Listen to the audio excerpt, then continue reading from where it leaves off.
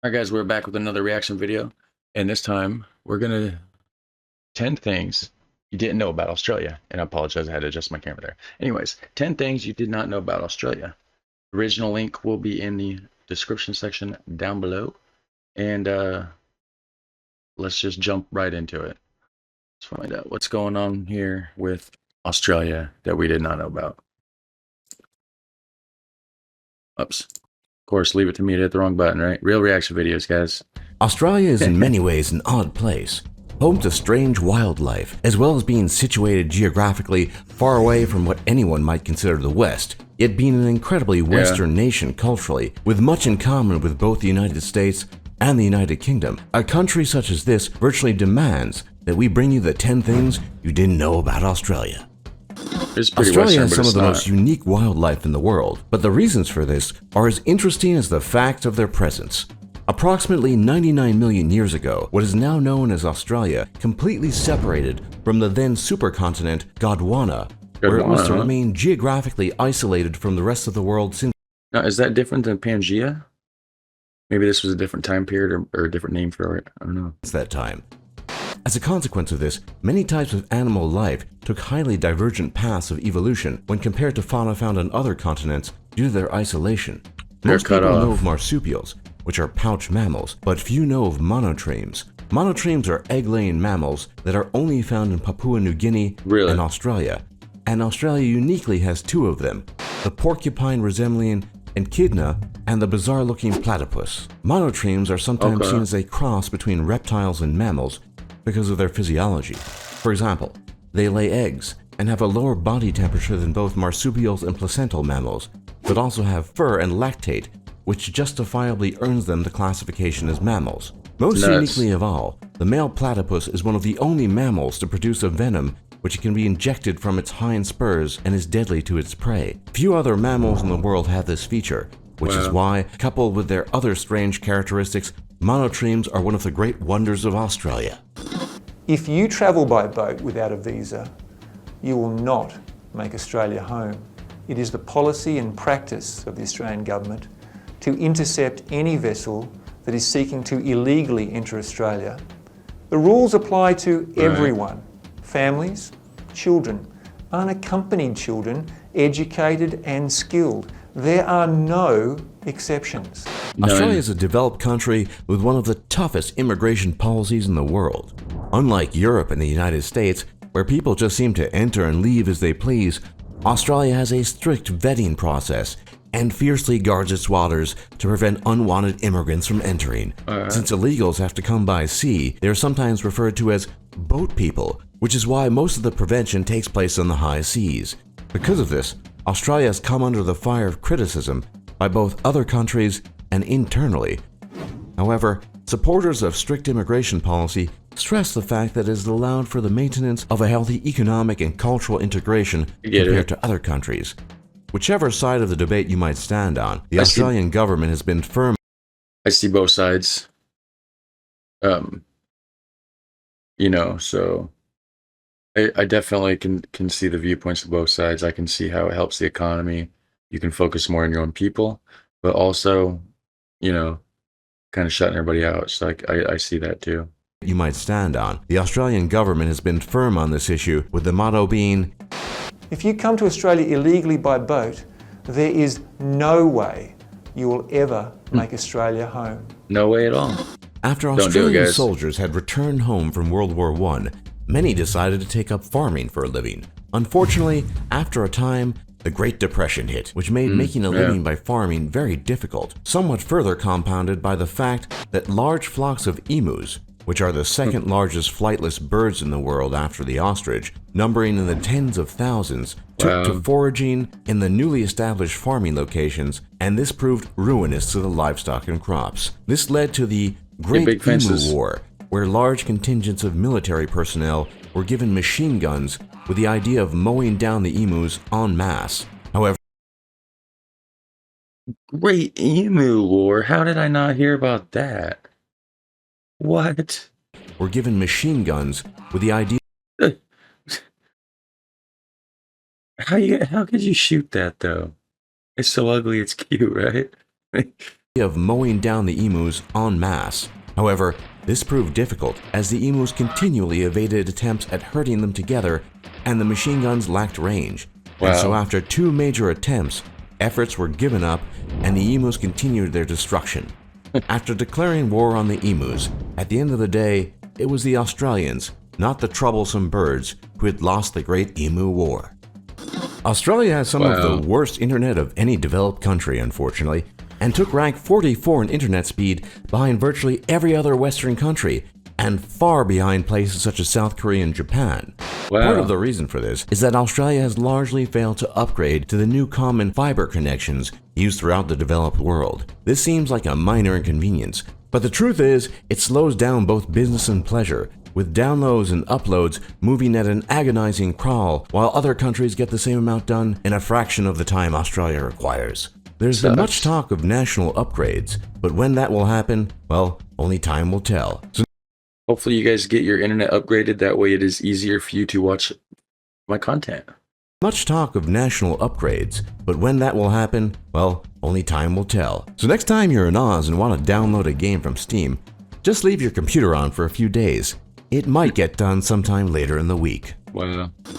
Not many people think of steak when they think of Australia, Okay, but Australia has some of the best beef in the first. world. In 2015, Australia won the Best Steak in the World Challenge, but that is just the tip of the iceberg because Australia has a huge variety of meats to choose from. Beef, lamb, chicken are the conventional ones, but kangaroo, emu, crocodile, and others are readily available as well. The great variety, coupled by the great accessibility, makes Australia one of the #1 stops for meat lovers in the world, where it is both cheap and accessible. Yep. Australia. We have a restaurant here called Outback Steakhouse. I don't know if it's actually owned by an Australian company or anything or not, but yep, steak. Lots of good, yummy steak. One stops for meat lovers in the world, where it is both cheap and accessible. Australia might be a westernized country, but in many ways, that is where the similarities end. Because unlike the West, Australia is home to some of the most dangerous and venomous animals in existence. The inland taipan is considered to be the most venomous snake in the world, and if left unattended, bites will cause a swift death, coupled by the death adder, which has the fastest strike of any venomous snake in the world. And it's got the name Death in part of its name. I would stay away from that fucker. Add to that list brown snakes and tiger snakes, and you get a virtual cornucopia of venomous serpentine delight. But the fun doesn't stop there, because Australia is also home to deadly spiders. Well, I guess I will be right back. Somebody's trying to call me. All right, guys, we are back again. I apologize for that. The same thing happened in my last video. Somebody tried calling me right in the middle of it. So, back on track. Because Australia is also home to deadly spiders as well, such as the funnel-web spider and redback widow, with the latter resembling a black widow in many ways. Okay, but maybe these critters aren't enough. Well, the saltwater crocodile might not be venomous, but it is the largest crocodile in the world and is highly aggressive, found throughout parts of Queensland and the Northern Territory. And if you want even more danger, the coasts of Australia are home to some of the largest populations of great white sharks in the world, along with the deadliest jellyfish around, the box jellyfish, whose stinging tentacles cause many to drown because of the agonizing pain the venom delivers. Australia can be a fun place to visit, but potentially a dangerous one as well. Some Australians might hear the term stolen generation and recognize it, but most outside will not, and it is one of those dirty little secrets of Australia's past that people tend to ignore. The stolen generations refers to people of mixed Aboriginal and European descent that were forcibly removed from their Aboriginal families in the belief that they would be better raised as mixed people within mainstream Australian culture and society.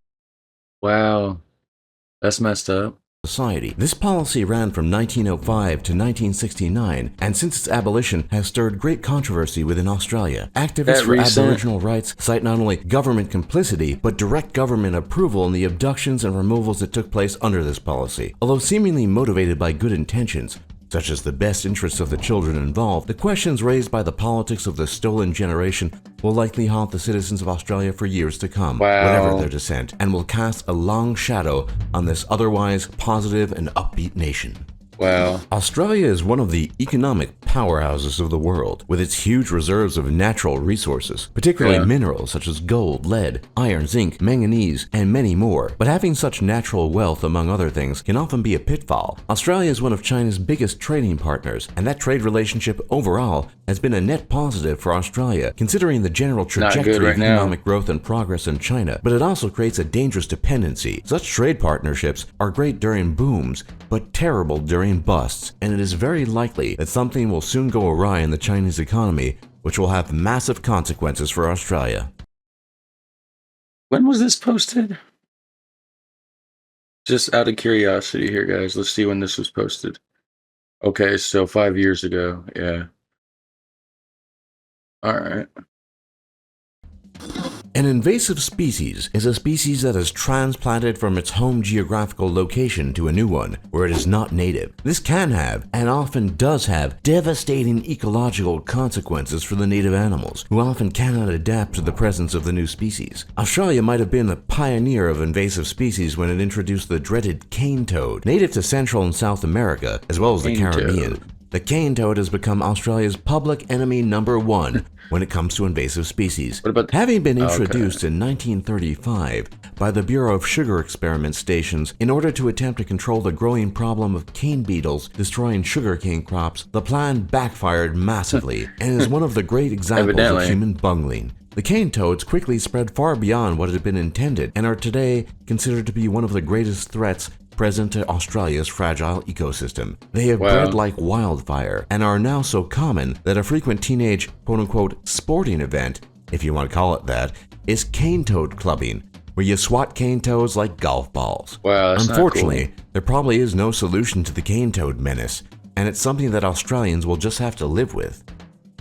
Australia has some of the best quality of life in the world, with both Heard Sydney this. and Melbourne being ranked among the top 20 cities for the year 2016, a ranking which has been consistent for years, and it's easy to see why. The quality of life comes from the warm to moderate temperatures, a strong economy, an abundance of resources, and as some might argue, a strict immigration policy. Whatever the ultimate reasons might be, Australia seems to be one of the best places to live in the world. That is, if you don't mind crappy internet. And the hot For heat. more top lists just like this. All right, guys, go check out Top List's channel. Show them some love. Subscribe to them. If you liked my videos, please hit like and subscribe as well. It doesn't cost you anything. I appreciate it, and it only helps the channel grow. If you want some merchandise, links down below for that as well. And if you're into music reactions, I have a new music reaction channel. The logo's up there. The link will be in the description section down below as well. And also I have a PO box if you guys want to send me something to do live unboxing / review / reaction videos on. And also I have a couple donation links down below if you want to help support the channel, and send a note with that as well for a video I will suggest, or I will react to a video for you. So I will see you guys in the next one. All right, take care.